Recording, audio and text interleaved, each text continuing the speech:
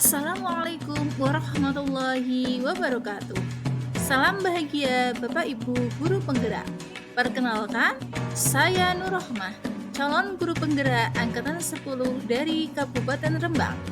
Pada video kali ini, saya akan memaparkan tentang jurnal refleksi Dwi Mingguan modul 1.4 tentang budaya positif. Pada jurnal refleksi 1.4 ini, saya menggunakan model refleksi 4P.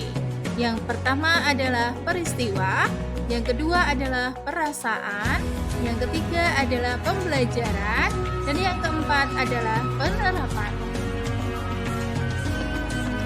Tahap pertama adalah peristiwa. Pada tanggal 14 Mei 2024, saya mulai melakukan pembelajaran modul 1.4 tentang budaya positif dengan mempelajari materi di LMS dengan menjawab pertanyaan mulai dari diri, selanjutnya menyelami eksplorasi konsep, dan dilanjutkan dengan ruang kolaborasi pada tanggal 21 sampai 22 Mei 2024. Pada ruang kolaborasi dilakukan diskusi dengan kelompok yang sudah dibagi oleh fasilitator dan membuat presentasi diskusi. Kegiatan ini masih tetap didampingi oleh Bu Ani Kustarini selaku fasilitator serta Bapak Ibu pengajar praktek, yaitu Bapak Sukandar dan Ibu Anita Herlina. Pada ruang presentasi, kami banyak sekali diberi masukan dan penguatan terhadap hasil diskusi masing-masing kelompok. Tahap kedua adalah perasaan. Pada kegiatan mulai dari diri dan eksplorasi pemahaman terkait modul 1.4 yaitu budaya positif, saya masih sedikit bingung dengan banyaknya pertanyaan pemantik yang diberikan pada modul. Namun, setelah berdiskusi dengan sesama rekan CGP, saya bisa memahami dan menjawab semua pertanyaan yang diberikan. Pada ruang kolaborasi, saya merasa sangat senang karena bisa berdiskusi, saling berbagi pemikiran dengan rekan-rekan CGP, fasilitator, dan pengajar praktik tentang penerapan budaya positif, terutama penerapan segitiga restitusi untuk menciptakan iklim budaya yang positif yang berpihak pada murid. Tahap ketiga adalah pembelajaran. Setelah mempelajari modul 1.4 tentang budaya positif, terdapat beberapa hal yang saya pahami.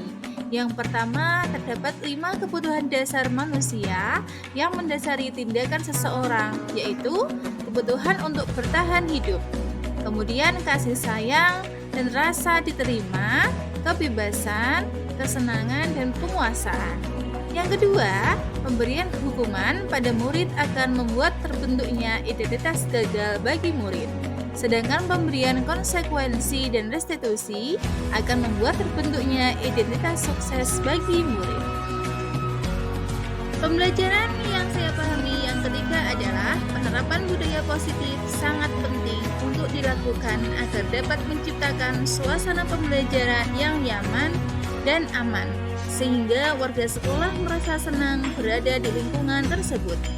Yang keempat, penyusunan kesepakatan kelas sangat penting dilakukan agar murid tahu keyakinan-keyakinan positif yang harus mereka laksanakan sesuai dengan apa yang sudah disepakati. Yang kelima, penerapan tahapan segitiga restitusi sangat penting dilakukan dalam menangani permasalahan yang ada, sehingga murid bisa melaksanakan keyakinan yang sudah mereka sepakati berdasarkan keinginannya sendiri dengan tanpa adanya paksaan. Tahap yang keempat adalah penerapan. Setelah mempelajari modul 1.4, saya akan segera menerapkan budaya positif di sekolah. Adapun strategi yang akan saya lakukan adalah yang pertama, membiasakan untuk membuat kesepakatan dengan murid berdasarkan keyakinan-keyakinan yang sudah mereka yakini. Yang kedua, belajar mengidentifikasi kebutuhan dasar yang mendasari tindakan dari murid. Strategi selanjutnya yang akan saya lakukan adalah menciptakan lingkungan belajar yang nyaman dan aman sehingga murid menjadi betah belajar di sekolah. Kemudian meniadakan hukuman bagi murid, namun menggantikannya dengan konsekuensi dan restitusi. Demikian refleksi saya pada modul 1.4 tentang budaya positif di minggu kedua. Mohon maaf apabila masih banyak kekurangannya. Salam dan bahagia Bapak Ibu Guru Penggerak. Terima kasih. Wassalamualaikum warahmatullahi wabarakatuh.